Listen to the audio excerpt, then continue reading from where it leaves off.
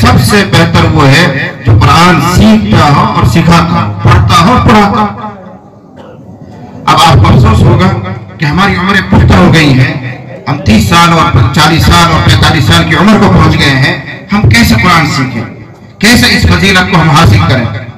لیکن مجھے بہت افسوس سے بات عرض کرنی پڑتی ہے، کہاں سے امت کا یہ ذہن بن گیا ہے کہ صرف معصوم بچے ہی قرآن پڑھ سکتے ہیں۔ کس نے آپ کو کہا؟ کہاں یہ بات لکھی ہوئی ہے کہ بڑی عمر میں قرآن نہیں پڑھا جا سکتا؟ میں بار بار کہتا ہوں، ہر جگہ کہتا ہوں کہ حضرات صحابہ کرام نے جو قرآن پڑھا ہے وہ بڑی عمروں میں پڑھا ہے۔